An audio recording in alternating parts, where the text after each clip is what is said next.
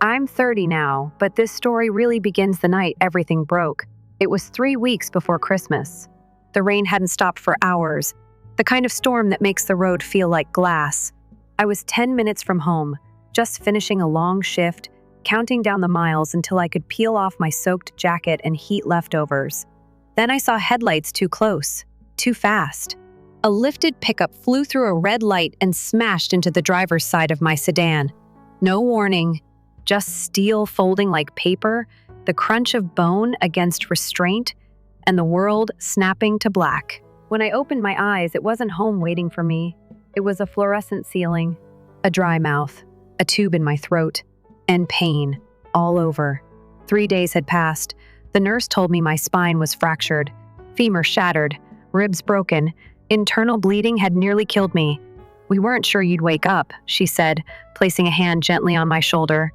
"You're lucky. Lucky." I couldn't move my legs. I couldn't speak clearly. I couldn't find a single familiar face. No parents, no friends, not even a text notification on the screen beside my bed. Just beeping monitors and voices muffled through a closed door. When I finally asked, the nurse gave me a tight smile. No visitors yet. The silence screamed louder than the crash ever did. On day 3, my parents finally showed up. My dad made a joke about how I always overworked myself. My mom handed me a plastic bag of grapes, like I'd just come back from the gym.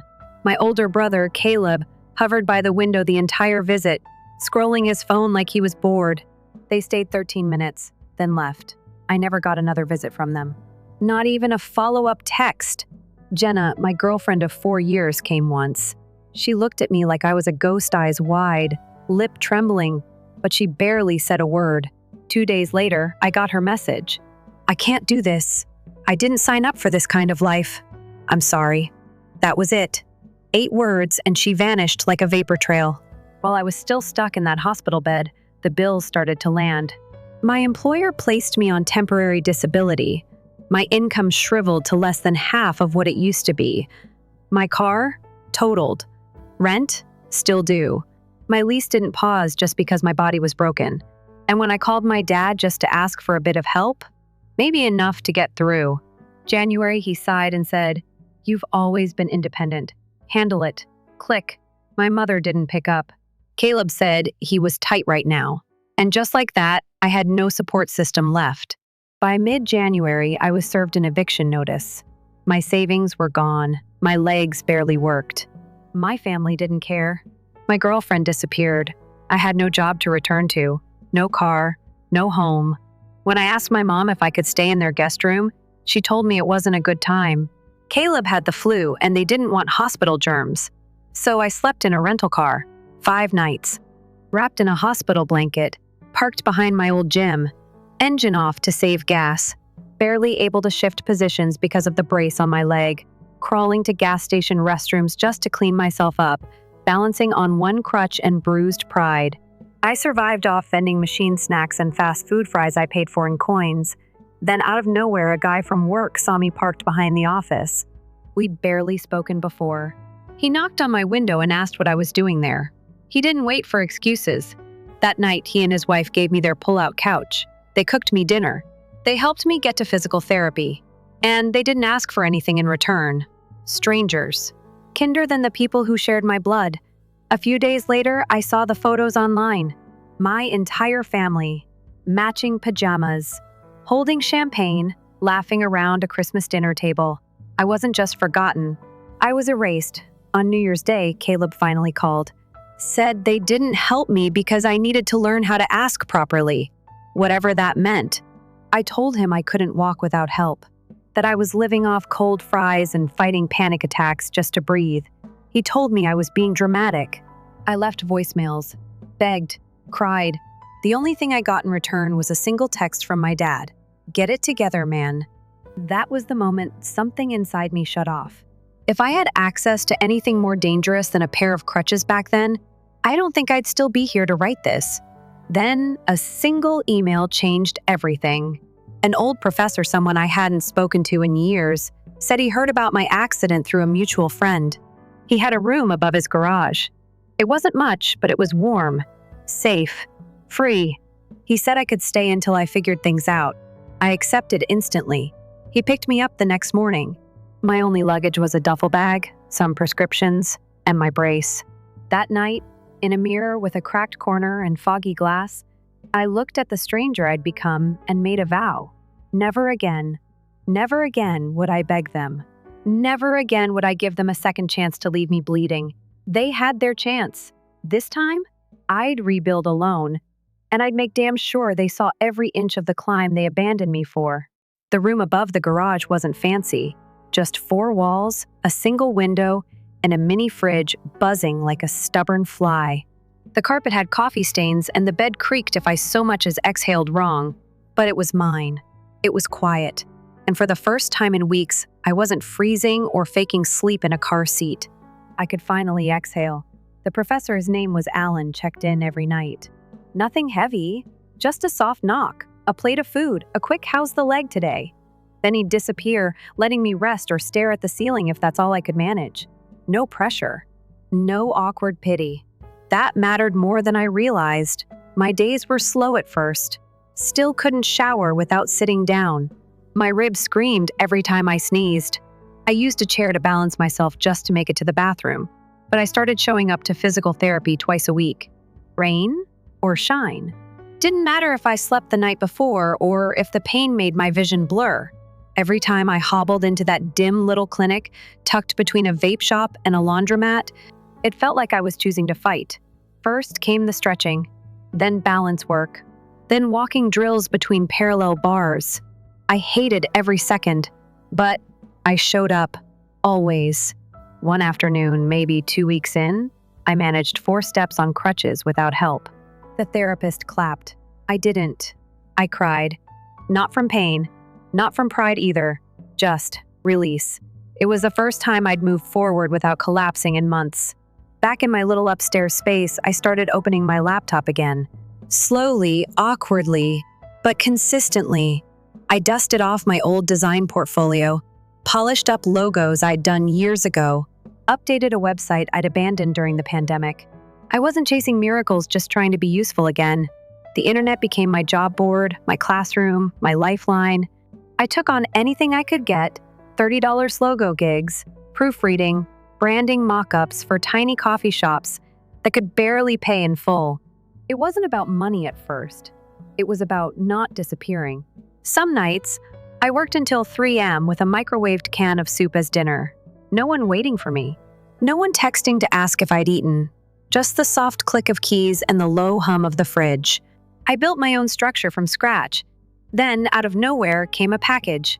It was from Molly, a friend I hadn't seen since college. Inside, snacks, socks, and a letter in her loopy handwriting that said, "Heard what happened. You're not forgotten." A week later, someone else from the old crew sent a digital gift card. Use this for takeout. No strings. I hadn't realized how much I'd needed to hear that. Alan noticed too. He started offering advice with dinner. Showed me how to write proper invoices, negotiate my worth, track my freelance work like a business instead of desperation. "You're not a lost cause," he said once, dropping off curry. "You're in rebuilding mode. Own that." I held onto those words tighter than I cared to admit. I found a local therapist through a discount program. Her office smelled like citrus and old books. She never rushed me, never tried to fix me. She just let me speak. For the first time, I said the things I'd swallowed for years. How my family always confused self-reliance with coldness. How needing something from them always came with strings. How Jenna left me not just because of the accident, but because I'd finally needed her. And that broke the deal. One session at a time, I felt my voice steady, my back straighten. Not physically yet, but emotionally. I wasn't just healing bones. I was stitching together the pieces of a man who'd been fractured long before the crash. By month 3, my cane replaced the crutches. I walked from the garage to the mailbox, slow, crooked, but unaided. It felt like winning gold. I applied for a tiny studio apartment 15 minutes away. The rent was cheap.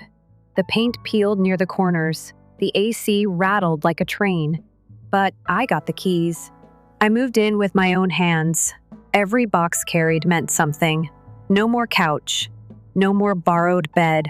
The lease was in my name, paid from my account. Nobody gave me that. A week after moving in, I landed a real client, 6 months of steady branding work for a small startup trying to revamp their digital presence.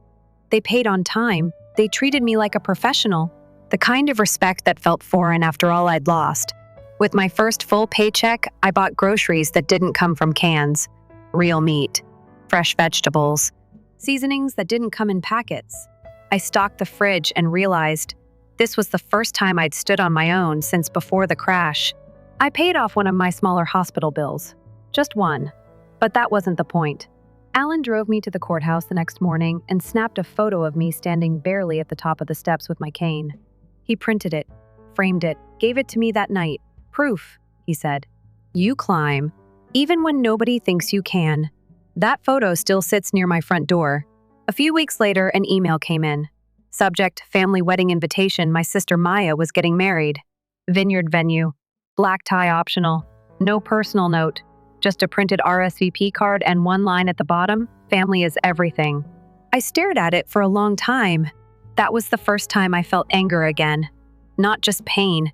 Not just sadness. But a deep, slow, burning fire that asked, where was this love when I couldn't walk? Where was this family when I was crawling into gas station bathrooms and counting quarters for fries? I brought the invitation to therapy. My therapist read it. Said only one thing, what do they want from you now? I didn't have an answer. Not yet. But something in me shifted. They had made their choice, and now it was my turn to make mine. After the wedding invite landed, I didn't reply. Not right away. I let it sit on the kitchen counter for days, the gold lettering catching the light every time I walked past. Family is everything, it read. Like a line from a movie they hadn't earned the right to quote. What they really meant was, now that we're celebrating, you matter again. But they hadn't called when I couldn't walk. Hadn't texted when I cried through painkillers at 3 a.m. Hadn't offered a couch when I was homeless in a hospital, issued hoodie. Now suddenly, they remembered I existed. I left the envelope unopened, moved it to a drawer. That silence was my answer. 3 days later, I got a text from my mom. It would mean a lot to Maya if you came. That was all. No asking how I was doing. No acknowledgement of what had been done or ignored. Just a guilt-laced invitation, neatly disguised as care. I didn't reply. Then came the voicemail from my father. First time I'd heard his voice in nearly a year. He didn't ask how I was. Didn't mention the accident. Just launched straight into some twisted victory lap. You should be grateful we didn't coddle you, he said. Look where that got you, you bounced back. Like survival was a prize he earned, not something I clawed toward alone.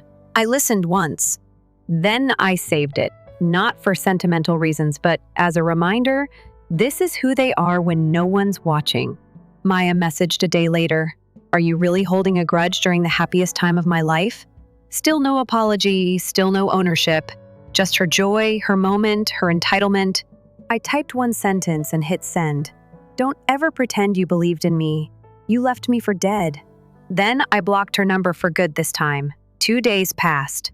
Then another unknown voicemail came through. They'd switched phones to get around the block. My dad again. You're embarrassing yourself. Grow up. Stop playing the victim. I let the words sink in like they were meant to matter. Then I deleted the message. After that, I didn't just block them. I sealed every entry point. I scrubbed old accounts, changed contact info, closed the cracks. If they wanted access again, they'd have to knock on the gates of a fortress they no longer owned a key to. And still, they tried. My aunt messaged next. One polite sentence, your dad says you're doing better, good for you. No offer to reconnect, no questions about the past year. Just a pat on the head from a distance, as if I'd won some small award. I didn't reply. Instead, I put my energy where it mattered. Physical therapy turned into strength training. My cane stayed at home more often. I lifted light weights, then heavier ones. I stretched muscles that had shriveled from disuse. I ate better, slept longer, breathed deeper. My body was learning how to be mine again. And people noticed. Cashiers smiled longer. Strangers assumed I had somewhere to be, not someone I used to be. One morning, a barista called me sir with a tone that suggested authority. I didn't correct her. My therapist saw it too. You're standing like you trust yourself," she said one day. I hadn't realized it until she said it out loud. The job with the startup became more than stable, it started growing. They extended my contract, gave me more input, more design freedom. Eventually, they offered me a full-time position, remote, full benefits, a salary that made my old job feel like a hobby. I said yes before they finished the sentence. I celebrated by booking a solo trip, first vacation in years. Packed light, drove 2 states over, rented a cabin tucked into the edge of a national park. No crutches, no deadlines, no reminders of who I used to be. I hiked until my legs ached in the right way. I brewed coffee as the sun rose over cold earth. And one night, under a sky thick with stars, I stood barefoot on the cabin deck and whispered, "Thank you," to no one in particular, just the silence that finally felt like peace instead of punishment. When I got back, I joined a recovery group. Not formal therapy, just people, mostly men, who knew what it felt like to lose everything and rebuild from the bottom up. Former athletes, veterans, survivors of things you don't talk about at dinner. We didn't fix each other. We just listened. That was enough. My phone stayed quiet.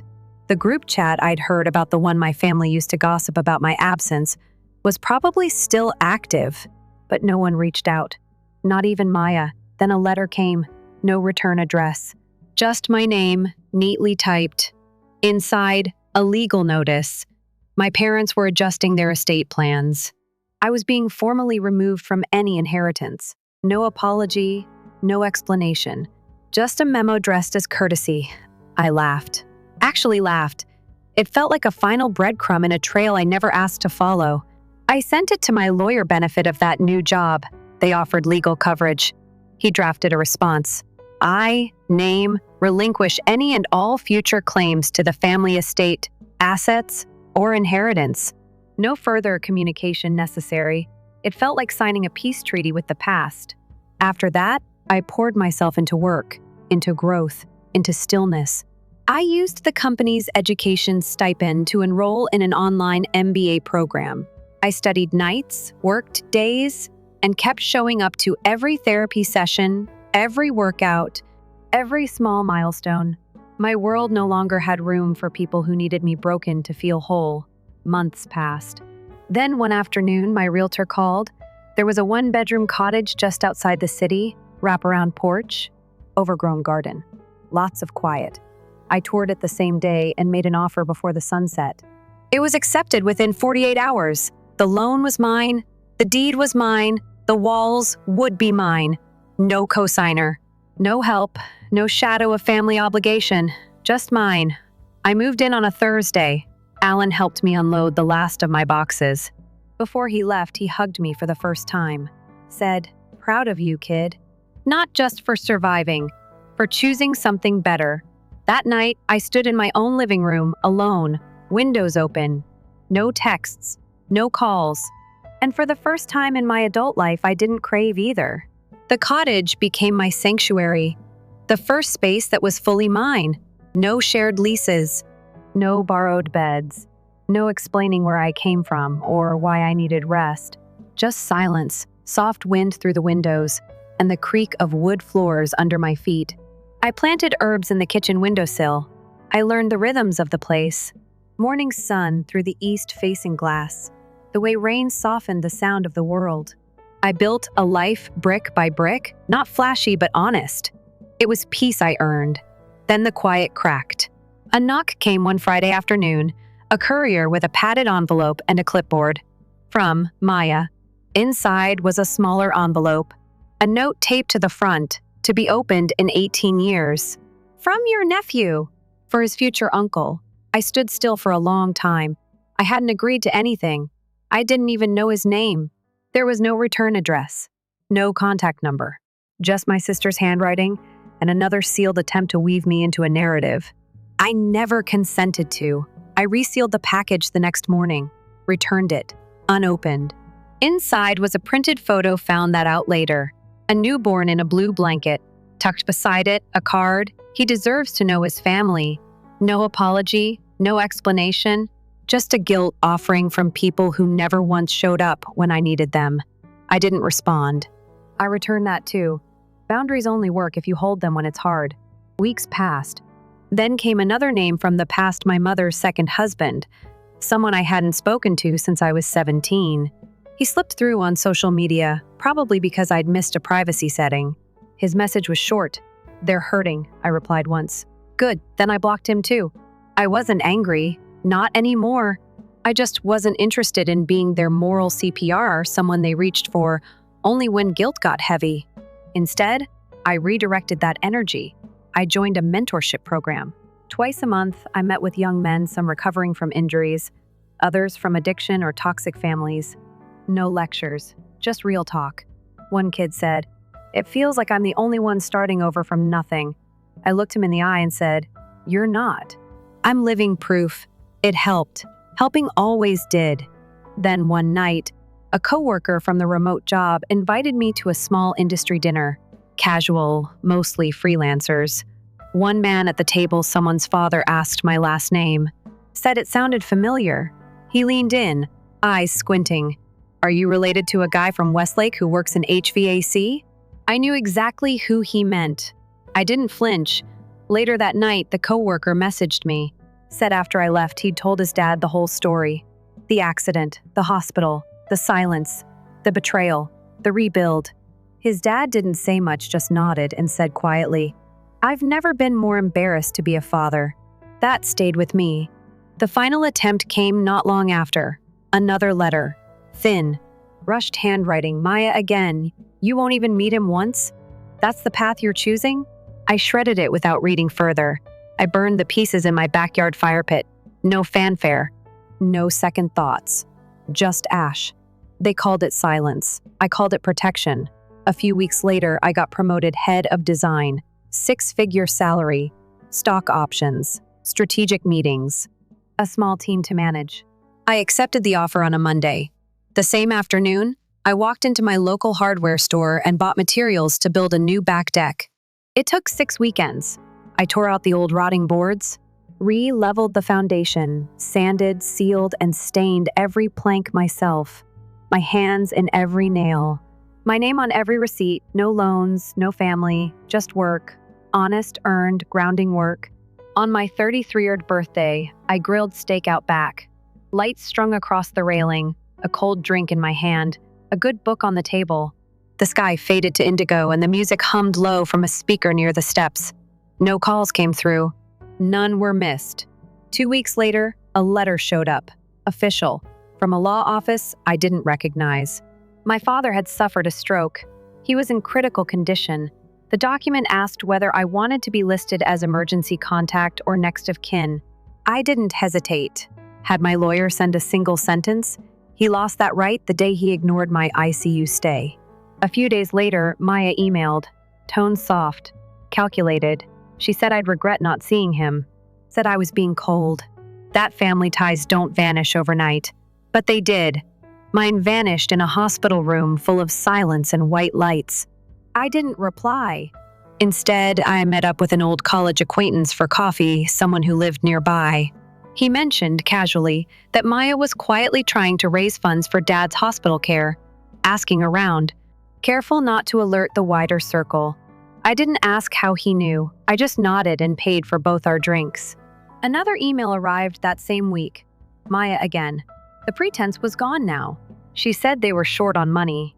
The rehab, the medical costs, they hadn't expected this. She knew I was doing well. Asked if I could help just this once. I stopped reading halfway through, deleted the message. The next morning, I called my lawyer again, had them draft a formal no-contact letter. Addressed to all 3 Mom, Dad, Maya, short, clear, legally binding. Any further communication must go through legal counsel. Any contact outside that would be considered harassment. I wasn't angry. I was done. Later that week, while organizing old files, I found a photo. All of us standing in a park, years ago. My dad's hand on my shoulder, Maya in the center. Mom with her sunglasses pushed back on her head.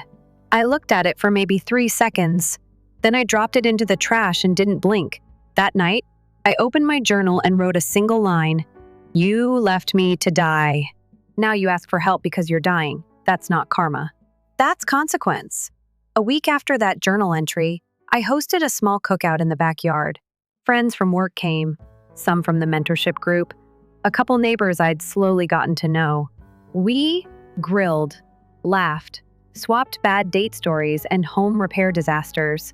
No one mentioned family. No one needed to. They only knew who I was now, and that was enough. We toasted to new beginnings, drank bourbon under the stars, and let the wind carry the rest. A few days later, a text came through from an old mutual friend. "Your sister had the baby. A boy. She's healthy. They're both doing fine." I stared at the message for a moment, let it settle. Then I set my phone down. No ache, no resentment, no warmth either, just stillness.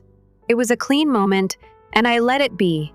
Then the certified envelope arrived. Thick paper, gold seal, courier delivery. Inside was a new request, legal, urgent, and cold. They wanted me to serve as medical power of attorney for my father. Apparently, his condition had worsened. He could no longer make decisions for himself. And now, they needed someone to speak on his behalf. The irony didn't miss me. They were asking me to carry the weight of the man who couldn't be bothered to check if I survived. I shredded the documents that evening, page by page, quiet, focused, final. They wanted me to carry their burden. I was done carrying anything for them. A few days later, another courier came. This time, no legal seal, no return name, just my sister's handwriting on the envelope. Cream paper, ink that pressed too hard into the page. Inside, a handwritten note, 4 pages long, desperate, pleading. Wrapped in soft language that didn't match the past, she wrote that it wasn't about the past anymore, that it was about doing the right thing. She said Dad needed me, that this wasn't the time to be cold, that I was the only one who could help now. Now. Not when I was in the ICU, not when I slept in a rental car, now when they needed something. I read every word, slowly. No emotion this time, just observation. There was no ownership, no apology, no mention of the night I begged for help or the silence that followed. Just a new version of the story, one where I was needed again, one where guilt was supposed to do the heavy lifting. I sent the letter to my lawyer, asked him to check if there was any legal risk if I did nothing. He confirmed I wasn't obligated to act unless I signed something. I told him I'd never sign. He drafted a formal refusal of designation, just in case they tried to push again. That weekend, someone from my trauma support group, a nurse, pulled me aside after a session. She worked at the hospital where my father was staying. She'd heard my name come up on the floor, quietly. Said he was asking for me. Incoherent half the time, but when he had moments of lucidity, he kept mumbling, "Where's my son?" I nodded. Didn't ask for details. He had his chance. Back when I couldn't stand, when I couldn't feed myself or breathe without wires, he chose silence. So I returned the favor. Meanwhile, I finished my first MBA semester with straight A's. My work never slipped. My clients stayed happy. And the boutique creative agency I'd been consulting with offered a long-term partnership. Now I had 2 income streams, full independence. No one owned any piece of me. Then one morning, the gate intercom buzzed. I didn't recognize the voice at first, but something about the cadence felt familiar. A cousin, one I hadn't seen since college. He didn't announce himself, but I watched him from my upstairs window as he stood at the gate, looking up toward the house. He waited 3 minutes, then turned and walked back to his car. The camera caught it all. I didn't answer, didn't move. Later that day, I upgraded the security system. More cameras, motion lights, new smart locks. I also left notes with the 2 neighbors I trusted, asking them to report any uninvited visitors. If someone showed up at my door unannounced again, they'd be met with silence or law. 2 weeks passed. Then a plain white envelope arrived. Inside, one short paragraph from the hospital. My father had passed. No funeral information, no messages, just a date, a location, a cause of death. I folded the letter once, slid it into my fireproof lockbox with the legal documents, and closed it. No tears, no anger, no relief either. Just the sound of one more door closing behind me. The next contact came from the estate executor. Formal, crisp, straightforward. I'd been left out of the will entirely. No inheritance. No mention. No special note. Exactly as expected. I told the executor to pass on a message to whoever needed to hear it. Perfect. The first wouldn't have taken a cent if they begged me to. The final letter came 3 days later. Maya again. 1 page. No pretense. No warmth. Just venom. You'll die alone. Bitter. Forgotten. I didn't read the rest. I folded the letter in half, dropped it in the trash bin next to the garage, and didn't even watch it land. That was the last time I heard from any of them, and that's exactly how it will stay. Months passed. The seasons shifted. The air thinned. Leaves browned and fell gently across the porch I built with my own hands. I kept working. I kept showing up. I kept choosing peace over performance. Then, without warning, another courier showed up at my gate. He carried a padded envelope in a folder and asked for a signature. I recognized the handwriting before I even opened it. Maya. Inside was a smaller envelope marked "For Uncle," to be opened when he's older. My nephew again. This time, it wasn't a photo. It was a letter, written as if I'd already agreed to be a part of his life, as if the damage didn't exist, as if I was supposed to feel honored. I resealed it the next morning, handed it back to the courier, returned to sender. I never opened it. No more loopholes. No more angles. No more backdoor pleas hidden in baby blue packaging. They wanted to fold me back into the story they'd abandoned me from, but I'd already written a new one. Instead, I said yes to something else. A university in another state reached out. They'd read a piece I wrote on healing after trauma, part of a design journal I submitted for fun. They invited me to speak. Nothing fancy. Just a guest lecture for students in a recovery and resilience course. I said yes. I flew out on a Thursday morning, stood in front of 70 students, all eyes forward. Some took notes. Others just listened. I told the truth. Not the dramatic version, just the real one. How some people walk away when you can't walk at all.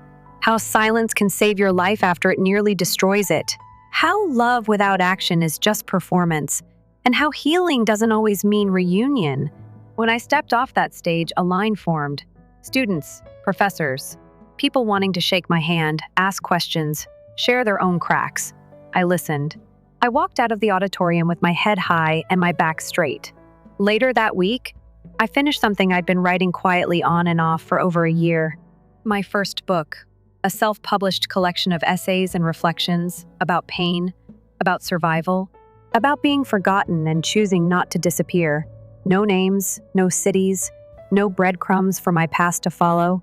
It wasn't about revenge. It was about rebuilding. For the people who've been left behind and found a way anyway. 2 months after the launch, I got a letter in the mail. Handwritten. Slanted pen strokes. Smelled faintly of pipe tobacco and old ink. My high school track coach, he said he found the book by accident. Realized it was me halfway through. You outlived them, he wrote. In every way that counts. He was right. The same month, I paid off the house. Fully. No mortgage, no co-signers, no safety nets. Just hard-earned dollars from hands that once struggled to hold a spoon. The walls were mine now. Every board. Every brick. And it felt like freedom. Then one spring afternoon, at a seminar I was attending on recovery storytelling, I met someone. Her name was Ayla. She wasn't flashy or loud. She didn't flinch when I told her my past. She just listened, quiet and sharp-eyed. Kind, but not soft in the way people mistake for weakness. She knew pain, too. Hers wore a different shape. Different wounds. Same silence. We started seeing each other. No masks, no sugarcoating. By our 5th date, I told her everything. The accident. The hospital. The nights in the car. The letters. The final silence. She didn't blink. She just took my hand and said, "That's not your shame. That's their failure." That was the moment I knew I didn't need to carry the weight anymore, not even in my pockets. We walked slow, built trust like a fire that never needed to roar to be warm. She saw the man I became, not the boy they abandoned. I didn't regret cutting ties. What I regretted was how long I begged before I let go. Every unanswered call, every voicemail full of tears. Every time I tried to shrink myself into something acceptable, something they might recognize as family.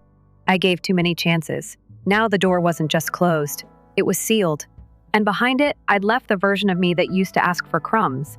One day, not long after, I returned to the hospital, the same one where I woke up years ago alone.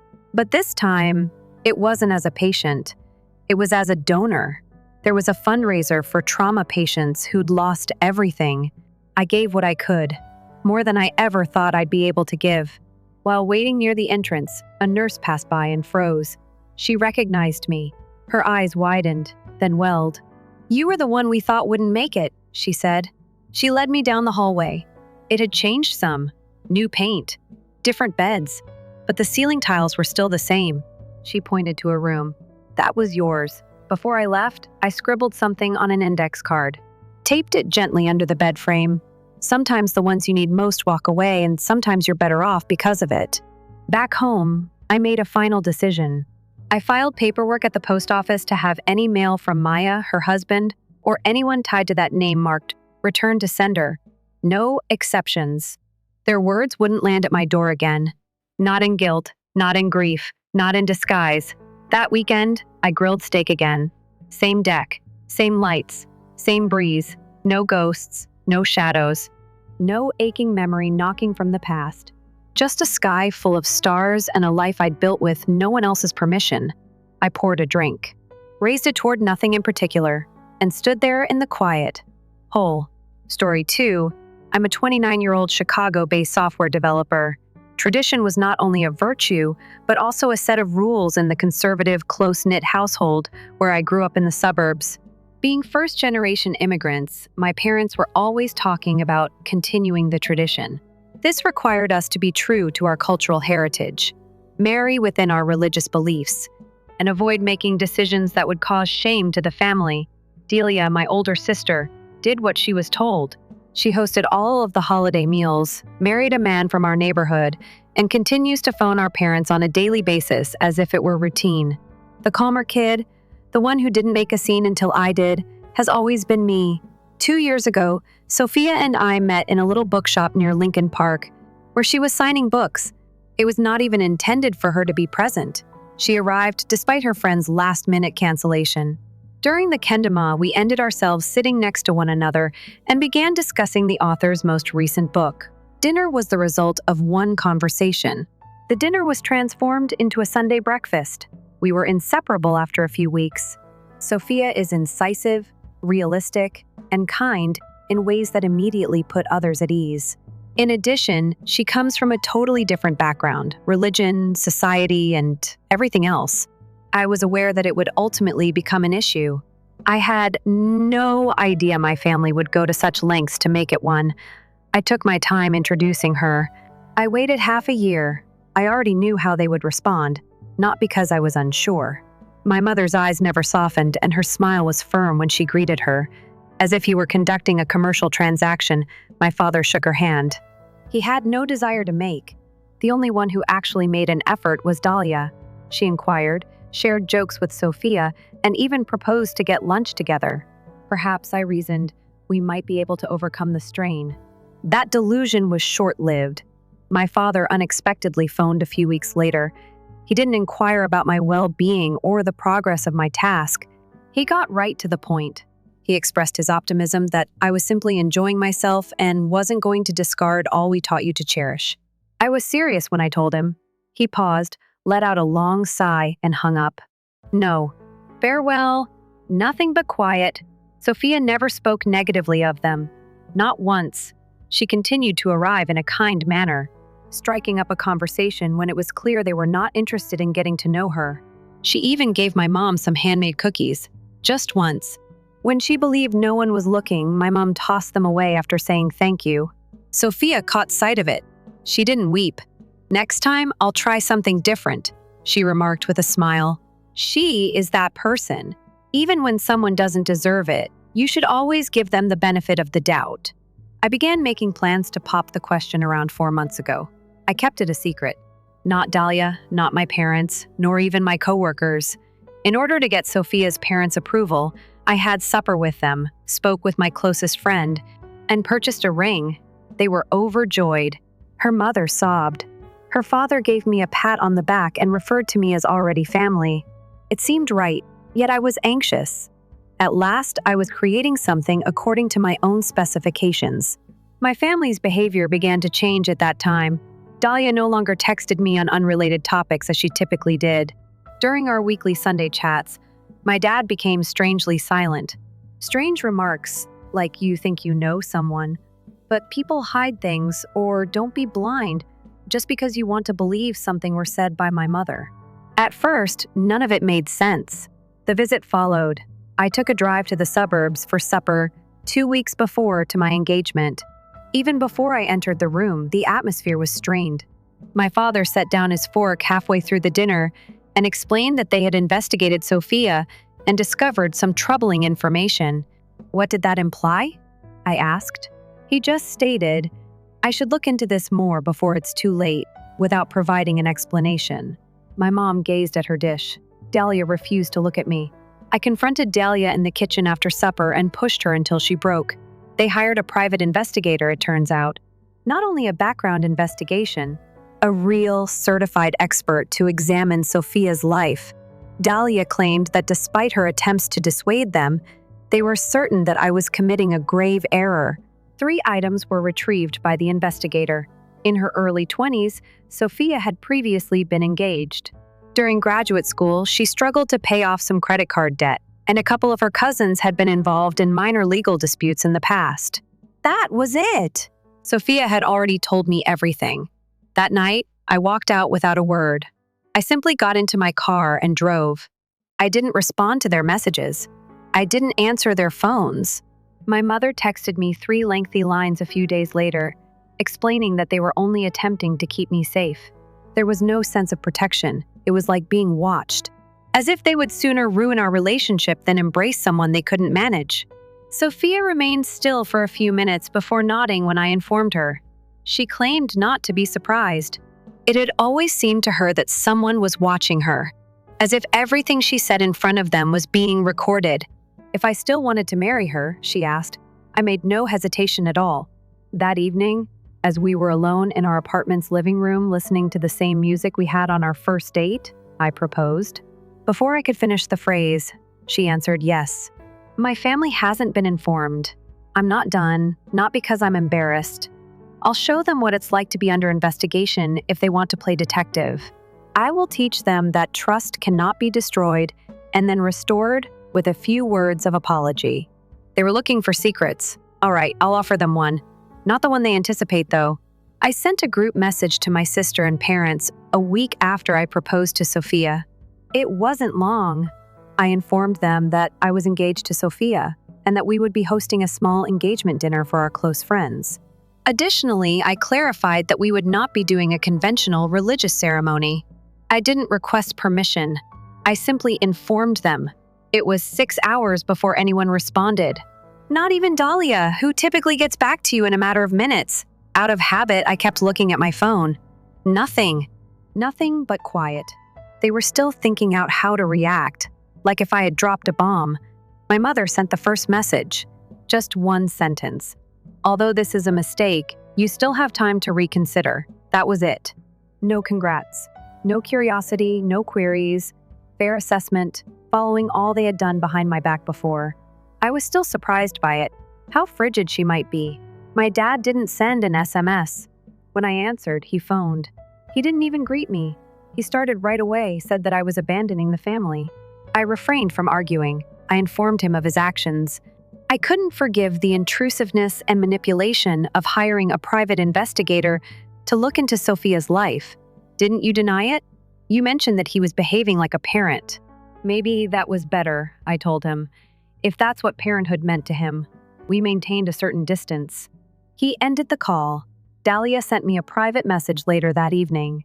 She said she was at a loss for words, said she found Sophia appealing. She did. However, she felt trapped. She didn't know how to be loyal to both sides, and our parents had made their expectations obvious. She didn't have to pick a side, I informed her. She simply had to tell the truth. After that, she remained silent. For our engagement dinner, Sophia and I had previously reserved a modest restaurant for her family and our closest friends. I had initially left a few slots available in case my family's situation altered, but we were still finalizing the guest list. But I came to a choice after that week. I informed Sophia that unless there was a significant improvement, I would not be inviting them. She didn't ask any questions and just nodded. One thing about her is that she doesn't try to force anything. Instead, she lets individuals be themselves. I messaged my family once more. I didn't leave anything open-ended this time. Until they were able to respect my relationship and our limits, I expressed that. I would need some time to myself. I didn't want suggestions, comments, or updates. All I wanted was serenity. 3 days or so after receiving that message, Sophia saw a new person at her gym. Despite enrolling in a trial class, a man in his late 30s showed little enthusiasm in working out. During cooldowns, he struck up a discussion and then began asking irrelevant questions. If she lived alone, he inquired. She didn't respond when asked if she and her flatmate planned to get married, and she later told the staff that something didn't feel right. They dismissed it as awkward behavior, but it stayed with us. Sophia visited her regular bookshop close to our apartment the following day. She was browsing when a woman approached her and inquired as to whether she had previously attended a particular university. When Sophia replied yes, the woman mentioned that they had taken a class together years prior. That section was verified. They spoke for a while. Then, at random, the woman mentioned my name and inquired about our plans, how we met, and how long we had been dating. She didn't sound casual when she asked. She sounded as though she was gathering data. Sophia gave a brief response and hurried off. We began making connections that evening. These weren't random occurrences. Details were still being gathered by someone. Information we hadn't made public, not even with most friends. It didn't feel like the original investigator. This was messier, more obvious. Either they hired someone new, or someone in my family was asking friends or acquaintances to run into Sophia and poke around. I called Dahlia. I didn't accuse her of anything, but I told her what had been happening. She sounded genuinely shocked and said she didn't know anything about it. I believed her, but I also told her I was done sharing anything personal unless I could trust that it would stay between us. She didn't argue. She just said okay. Even with all this happening, Sophia never once asked me to cut my family off. She didn't push me. She said she would support whatever I needed to do, even if that meant giving them another chance. But I had already made up my mind. I called my parents and left a voicemail. I said they would not be invited to our wedding unless they gave a full apology, not just to me, but to Sophia, and promised to stop with the spying, the manipulation, and the control. The next day, I got an email from my mother. It was long, at least 5 paragraphs, but it wasn't an apology. It was a justification. She said Sophia was hiding things. She said it was their responsibility as parents to protect their children from being misled. She even mentioned how they'd heard things from concerned community members. No names, no proof, just vague warnings and gossip disguised as concern. I replied with one sentence: "You can either be part of our future or live in the past without us." And then I blocked both of them. Phone, email, everything. Because if they wanted to play games with our lives, they weren't going to do it while still having access to mine. The private investigator my parents engaged worked for a mid-sized business headquartered just outside the city. I obtained the moniker during a phone chat with my sister, a name she let slip while attempting to protect them. I pretended not to notice at the moment. A few days later, I started digging. If they wanted to perform background checks on my fiancé, I could do the same. The firm wasn't hard to find. I phoned using a phony name, told the receptionist I was interested in having someone checked at before a large investment. She pitched their services like it was ordinary background checks, social media analysis, interviews with known associates. Then she said, almost offhandedly, that they'd just worked on a relationship case for anxious parents. That was all I needed to hear. I went out to a legal buddy from college to inquire what I could and couldn't do. He made it clear delving into someone's background wasn't criminal, as long as you didn't use the information to harass or slander them. But if someone utilized personal information to intimidate or influence another individual, that was a different thing. Raising eyebrows was sufficient, but suing wasn't. At that point, I informed Sophia of my next course of action. I had no intention of ruining anyone. My goal was to create an even playing field. This time, I explained, I wanted to check on my folks on my own. She was first apprehensive, but once I clarified my search for patterns, she agreed. Make use of leverage. Clarity. She gave me the all clear. I began by looking at public records. After a discreet settlement with a partner, my father's construction company was dissolved. No headlines, no lawsuits. However, I discovered a financial arrangement that suggested improper handling of client monies hidden in county documents. It wasn't a crime, but it didn't speak well of someone who preaches about responsibility and honesty all the time. My mother's past was even more fascinating because she didn't communicate with her own family for 5 years while she was in her 20s. She was listed as a weird daughter who was not there in an old newspaper clipping from a wedding announcement. Although it was ambiguous, it was sufficient to demonstrate the flaws in her present moral superiority. I then gave my cousin Serena a call. She married someone outside the culture and left the family years ago. She heard the first ring even though it had been a while since we had spoken. I explained what had transpired to her. It did not surprise her. She said that my parents did the same thing to her, calling her in-laws, making unexpected visits, and even casting doubt on her husband's employment. She finally blocked them. She didn't turn around. Everything made sense at that point. This has nothing to do with Sophia. It had nothing to do with principles, customs, or religion. It has to do with control. My parents had always used silence and guilt to manipulate others. When somebody resisted, they went into a panic. Sophia didn't plead for permission. They were incensed that she remained steadfast. Sophia gave me a letter she had written one evening. It was brief, 2 pages. She wrote on the importance of family to her. She wrote about respect and how she would not put up with being viewed as a danger. It wasn't upset, neither was it soft. It was straightforward and unambiguous. I was requested to give it to her. I traveled to my parents' place the following day.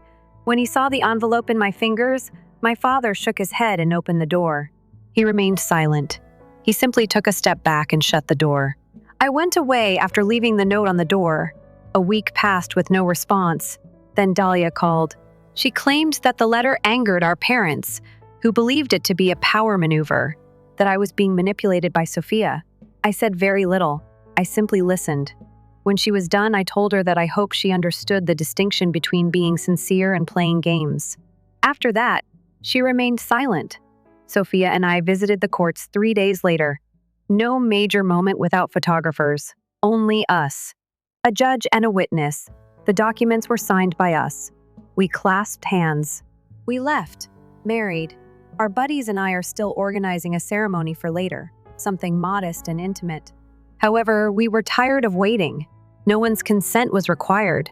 Everything we required was already here, and I'm not finished yet, because I've been working on something of my own while they've been busy attempting to dismantle Sophia behind the scenes. Truth, not retaliation. They prefer to steer the story, but I'm authoring it this time. Midweek, my aunt, the only family member who still occasionally calls, called. She spoke in a light-hearted manner, made a few casual remarks about the weather, and was questioned about work. She then paused and mentioned that she had seen a photo from a friend's dinner party that a coworker had shown her.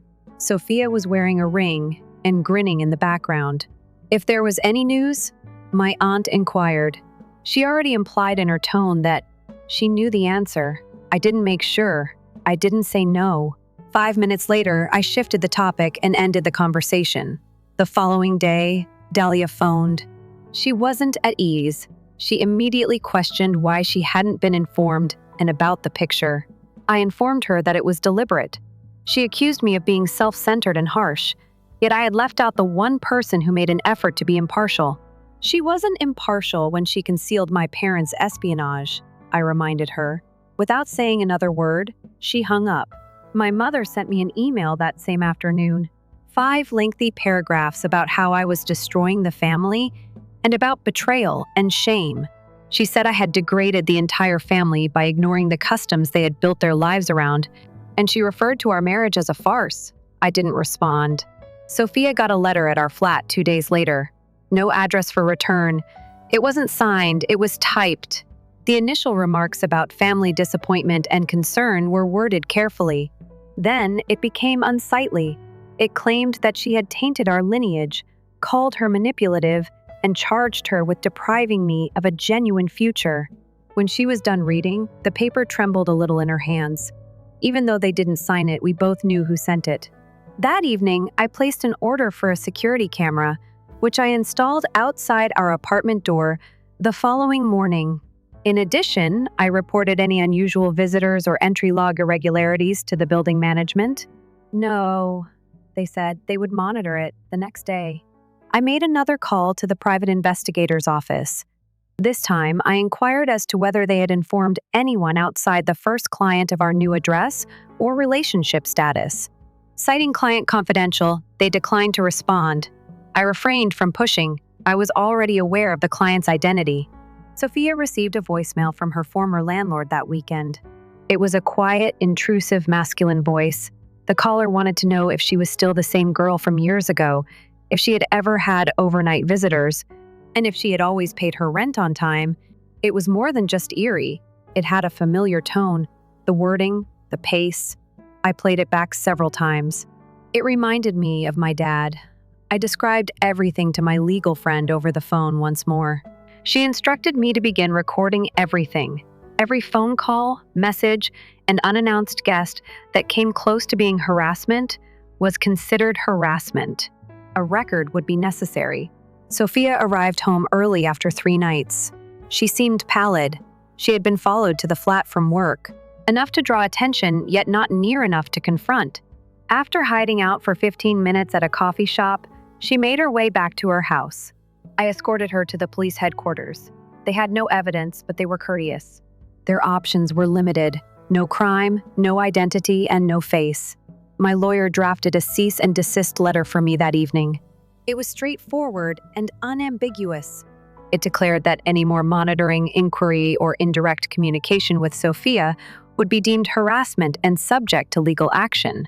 My parents received hard copies from us. 2 days later, my father responded by email rather than a lawyer. It had a single sentence: "Threats from the law against your own blood demonstrate how far you've gone." No one apologized. Simply assign responsibility. I blocked him for good: email, phone, and even work lines. I verified with HR that no calls from unidentified numbers were received. Dahlia made another attempt. She made a call from another number. "I was going too far," she remarked. "Family disputes are always resolved." This time, however, was no exception. I informed her that it ceases to be a family dispute when someone follows your wife home and writes anonymous notes. She had nothing to say. We began looking for weaknesses in our flat. Sophia compiled a list.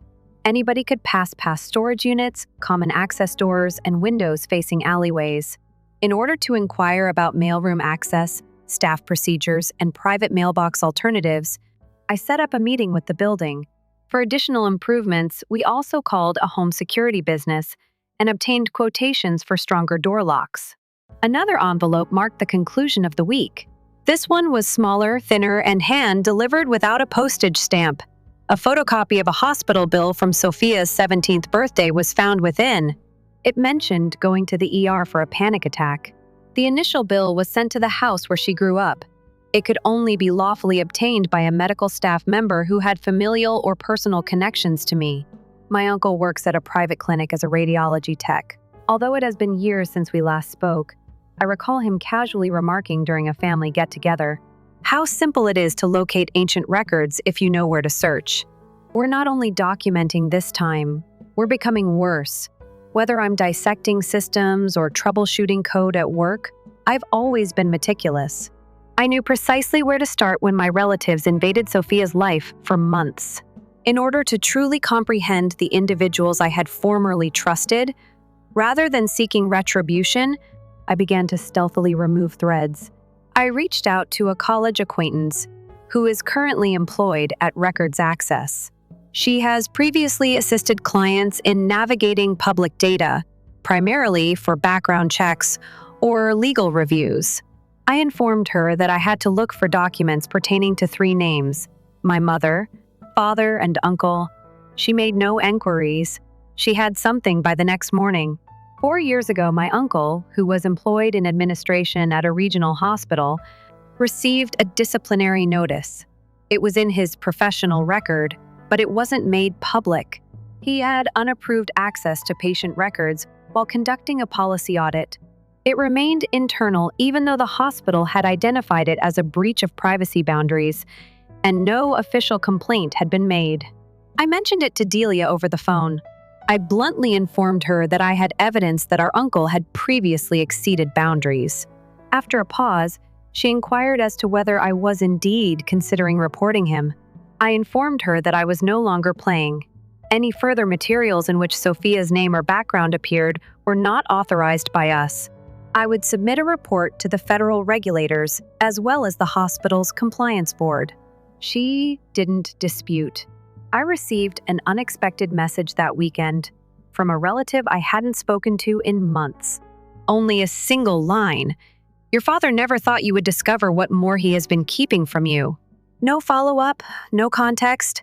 The message was not read after my single response. I gave my legal friend another call. We got to work creating a preservation of records document. Take note of anything that instructs a business to freeze any internal records and data related to a topic prior to a possible inquiry. We were coming close to mailing it, but not quite there. After a few days, I discovered something more. Almost 10 years ago, my father was a party to a civil action. The case index summary could still be viewed even if it had been sealed. Emotional discomfort was identified as the cause. Violation of the verbal agreement. A lady who had temporarily worked at one of his tiny consulting businesses was the claimant. There are no fees or payouts mentioned, just a confidentiality provision and a quiet lawsuit. I understood what that meant without further explanation. The same guy who had emailed me about shame and legacy and lectured me about family honor had also paid to bury something. Undoubtedly personal, but perhaps not illegal. Sophia did not flinch as she read the summary. She was unwilling to retreat. She wished to continue. Her statement was unambiguous. "We'll make sure they know we notice them too if they're going to continue observing us." I called my uncle one last time. I requested that he have access to Sophia's documents. After a single chuckle, he fell silent. He hung up when I brought up the previous scolding. I received an email from an address without a name 2 hours later. There was nothing in the topic line. "You should stop digging," the warning warned. That night, Dahlia gave another call. She spoke in a wobbly, exhausted voice. She said that after seeing our parents' downward fall, she had finally come to terms with how far they had gone and that she could no longer bear the guilt. She then gradually revealed everything to me. If she didn't keep an eye on me, my parents had threatened to remove her from their will. Under the pretext of checking in, they had invited her to come to our flat and then instructed her to check our mail. Pay attention to specifics, even approaching Sophia directly with inquiries during informal coffee meetings. "I'm done," she said. She could prove it, I told her. She should have sent them an email stating unequivocally that she would no longer be involved in their obsession if she was sincere. She sent the message to me half an hour later. It was only 4 lines long. "I won't be your eyes or ears," she said. That she had no desire to participate in their activities. Within an hour, the response was received. "You've already decided." The change came instantly. For the next few days, the building was free of odd messages, suspicious faces, and packages. It didn't feel like it was over, even though the building staff claimed that nobody had attempted to enter under our name. Unrelated to all of this, a friend of mine who works in tech security got in touch. Somebody had recently asked about hiring a private security consultant for personal surveillance, he said off the record during our conversation. He mentioned the setting, the context, and the wording instead of the name. The identity of the client was clear. My dad wasn't going to back down. All he was doing was switching strategies. And whatever was coming this time would not be subtle. We put a camera outside our flat, and it eventually detected something strange. A man wearing a hoodie waited at our door for 5 minutes at around 2 in the morning. He didn't knock. Not much movement. Simply stood there, listening with his head cocked slightly. 5 minutes later, he turned to go, deliberately and slowly, without turning around. I shared the film to a buddy of mine who works in private security after I pulled it. "Classic recon posture," he said. The man was attempting to identify routines or detect auditory patterns rather than merely idly wandering about. His head's tilt, his location close to the frame, and the silence. Everything suggested that someone had been instructed or taught. I took a stroll around the outside of our building the same day. I looked under our bedroom window, next to windows, utility panels, and the alley behind the property on the side facing the street. I discovered a little black item nestled behind a loose siding edge. I snapped a photo, gently picked it up with my gloves, and carried it inside. The listening gadget wasn't upscale, but it also wasn't something you'd find at a petrol station. We had previously been hesitant to call the police in the hopes that everything would end amicably. However, we realized it was more than simply intrusive after the voicemails, threats, anonymous letters, and now actual surveillance equipment. It was risky. This time, the cops initiated the investigation when we phoned them. They claimed they would report it to their digital crimes division and bagged the gadget for evidence. They took it seriously even though they were unable to confirm who had placed it. When I was cleaning Sophia's automobile 2 days later in preparation for a planned servicing, I discovered another item magnetically fastened to the back wheel.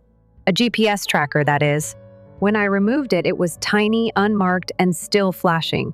The last time we looked at her automobile, it wasn't there. The person who planted it had just done it and was familiar enough with rescheduling to be close. The GPS tracker went too far, although we had previously played it down in the hopes that it wouldn't get out of hand. Passive surveillance had changed. It was risky, individualized, and targeted. We called the police and gave everything to our lawyer that same day. I sent our lawyer all of the surveillance video, pictures of the gadget, the tracker itself, and copies of the earlier anonymous letters that I had packed. She drafted a restraining order application against my father. It included allegations of emotional distress, targeted monitoring, and harassment, all of which were backed up by data we had acquired throughout the previous month. The court received the documents in less than 48 hours. A date for the hearing was established. A legal courier formally informed my father. He didn't make direct contact. Rather, his attorney got in touch with The message was succinct yet cautious. There is a miscommunication here. All my client wants is to make sure his youngster is okay. Just damage control, no explanation, no denial. In response, our attorney issued a formal warning. Any effort to get in touch with Sophia or myself outside of formal court processes would be viewed as a clear breach of the request for a protection order. We had evidence, she reminded them, and it was not going away. In the meantime, my mother, who had previously sent lengthy emails accusing me of treachery, stopped talking altogether. The filing received no response, no effort to get in touch. Dahlia stated that she was awaiting the outcome, which I didn't find surprising. She had always done like my father had done. Dahlia gave another call a few nights later. I wasn't expecting what she told me. She once noticed an open file on our father's desk when she came into his office to hand off tax paperwork. It was a hefty, well-organized physical folder. She looked down to see Google Earth printed maps, copies of Sophia's early years family pictures, receipts, handwritten notes. Before she noticed Sophia's name scrawled in black marker on the cover, she assumed it was merely research for a project. Although she was unaware of the tracker, she suddenly realized that this was more than simply paranoia. We started getting ready for court. Our attorney carefully explained to us how to respond to inquiries without giving them a chance to speak, how to organize your testimony according to their behavior patterns and expectations. Sophia rehearsed making remarks while maintaining composure and reiterating the paper trail we had established. She didn't cringe, but she also didn't want to sit in that courtroom. Dahlia then sent a voicemail. My father gave it to me, calm, measured, and slow. She was choosing lies above loyalty, he informed her, and he cautioned her against being involved in our problem. No yelling, no threats. It was just the way he stated it, chilly, assured, practiced. She sent it along without saying anything. The line was drawn now. This was not about a quarrel or a letdown anymore. Tradition or culture have nothing to do with this. It has to do with control, obsession, following, listening, and watching in an attempt to maintain control over a situation that he was no longer able to control. In 2 weeks, the court hearing will take place. We'll be prepared. The court hearing day finally arrived. I arrived at the courts early with Sophia. simply dressed with a folder full of records, including photographs, audio recordings, receipts, screenshots, and witness accounts. At the door, our attorney greeted us and reviewed the main topics one final time. We didn't search for my father, but we did spot him when he and his lawyer walked into the courtroom. He sat still with his arms folded and his gaze fixated on the seat, avoiding eye contact. Our lawyers proceeded by providing a detailed history of the events that had transpired.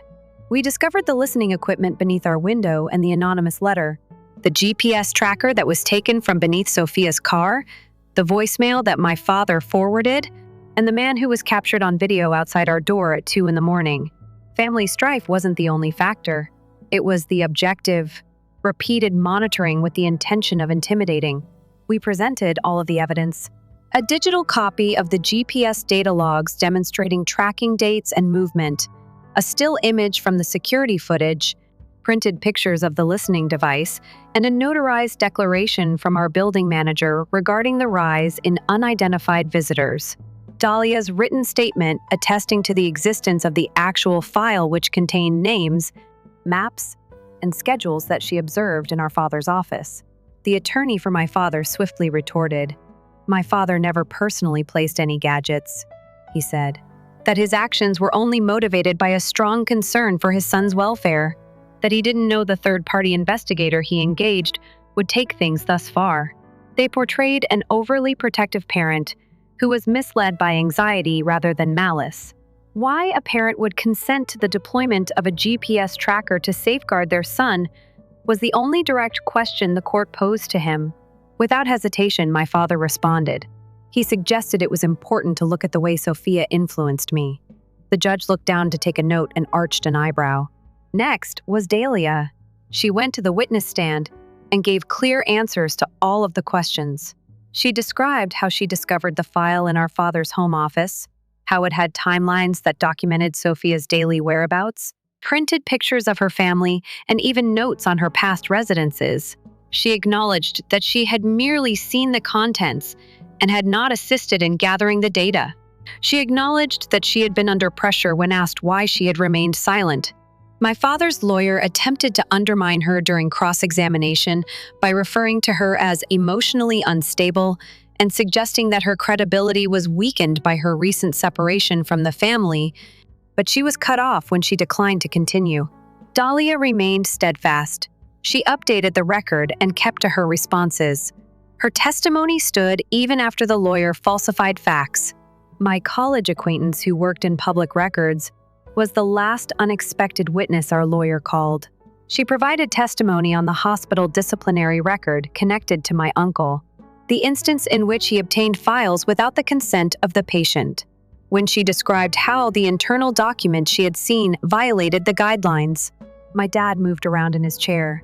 He clutched his fists in his lap when they jerked a little, midway through a contentious discussion between the two legal teams. The judge cut in. He was clear. Another confirmed incident. Another instance of uninvited monitoring or communication. Furthermore, this would no longer be a civil matter. He claimed that given the available evidence, criminal charges were quite likely. Then the decision was made. We were given a 1-year restraining order against my father by the court. No physical touch or closeness, no correspondence with other parties. Enforcement would be notified immediately of any infraction. My mom never came, not even a message. No look through the entrance of the courthouse. Dahlia subsequently acknowledged that she had remained at home and had made no remarks on the hearing, neither before nor after. Outside the building, when everyone was emptying out and collecting paperwork, my dad passed us on foot. He didn't speak louder. He was unobtrusive. "You're no son of mine," he muttered, leaning slightly in as he went by. Then he continued to walk with his lawyer at his heels. After a few moments of silence, Sophia stood beside me and remarked, "I feel like a weight has been lifted." After that, we didn't return home. We immediately proceeded to our new apartment's leasing office. Over the previous 2 weeks, the action had been carefully prepared. We chose a facility with more stringent security, locked parking, and private mail handling in a different area of the city. We instructed our former building not to transmit anything to anybody, even relatives. and we did not provide a forwarding address. We packed the final few cartons 2 days later. No neighbors inquired. Nobody knocked. Until the last minute, we kept the security camera running and the blinds drawn. Right before the last lock on the door, using a heavy Sharpie, I scrawled a single phrase on a piece of printer paper that I took from our desk and attached to the inside of the glass near the front entrance. Enough. After that, we departed. A year went by. A complete year has passed since the restraining order was issued. No sightings, no contact, no notes from unknown people. It had been so long that the stillness had become usual. Then the court sent a notification in the mail. The order has a 30-day expiration date. We needed to make a choice. Let it expire or renew it. That evening, Sophia and I got down and discussed it. Since the day of our move, we have reviewed everything. There had been no action. There were no cameras or odd automobiles parked outside. No strange notes or gifts were hidden under doors. No one had come back seeking for us, according to the former flat management. The new address had remained confidential. It had been silent. Our former building's leasing office, known as a letter, was sent to the front desk 3 days later. No return address, no postage. When she opened it to look for a name, the receptionist saw ours. She asked if we wanted them to burn it or if we could afford it after scanning the first page and sending it to us via email. After a few minutes, the picture appeared, written by hand. Only one paragraph. Just a statement, no ownership, no apologies. We've been punished enough by you. Time to get back to the family. Only my mom signed it. My father is not mentioned. No recognition of what had occurred. Just a plea wrapped in a demand. After glancing at the screen, Sophia went to the printer and tore the paper in two. As it emerged, she threw it directly into the garbage. She said that I was never protected by that woman. She saw it happen and let him chase us. We decided against extending the restraining order. We stopped feeling as though we were waiting for anything to happen, not as a sign of forgiveness. We were out of hiding. We were finished. Dahlia sent a message a week later. It's the first in months. Our father had withdrawn almost completely, she claimed. He stopped mentioning me or Sophia. He pretended that I didn't exist when family members spoke my name. He wasn't upset. Just be silent now. Bitter. Separate. She came just sometimes. Even yet, their discussions were superficial. He had no faith in anyone. Not even her. My legal friend sent me another update. In the hospital circuit, she listened intently. The person who took Sophia's medical records, my uncle, was out of work. It was not open to the public. Neither a lawsuit nor an HR controversy occurred. However, he was discreetly taken off the workforce. Lost. Behind the scenes, someone must have pressed the appropriate buttons. Through common acquaintances, past business associates, extended family, and neighbors from the previous neighborhood, word about my father slowly spread. His paranoia had grown, and he had begun to cancel engagements, stopped going to parties, talked evasively about treachery, and said that the world had changed too much. He secured his home office and only answered the door when he was expecting someone. Whatever hold he believed he had on me, it had vanished. Meanwhile, Sophia's life was taking off. She started a wellness initiative at the clinic where she was employed. It was full in a few of months. She employed 2 helpers. Customers began telling their networks about her. At last, she was pursuing her passion, without fear, without being observed. We took a trip. Without checking over our shoulders, we ventured into unknown areas. Her family, with whom we spent time, never once challenged our limits. We began to hold dinner parties, establishing new customs with others who contributed fun, tales, and food, rather than criticism and oversight. I began going to therapy discreetly, once a week at first, then twice. Control, guilt, anxiety, and the odd duty I'd always felt towards a family that used love as a leash were all topics of discussion during the sessions. I was able to sort it out, comprehend it, and put it in its proper place with the aid of therapy. We put up P.O. boxes, permanently changed our phone numbers, and changed our primary contact information to legal aliases for any correspondence pertaining to financials or real estate transactions. We made every effort to stay legally independent of anybody associated with them. We had coffee on our terrace one evening. The city was silent. Do you think they'll ever stop watching, even in their minds? Sophia questioned. I hope they do, I told her. However, we have already given up. I opened the old box we had stashed in our closet early the next morning. All the files were inside. Photos of the GPS tracker, scans of all the letters and voices, and evidence from the court case. We had some timetables and legal documents preserved. I carried the whole stack outside to a metal container, filled it with lighter fluid, and struck a match. The flames quickly increased. Papers became black and twisted. Our companions' shouts, threats, and shadows turned to ash. And on the final page, under 15 minutes, I saw my own calligraphy fade as it burnt. It was one of the first notes I took when I first started writing down everything. A private investigator was employed by them. I became one, I replied, dropping the match.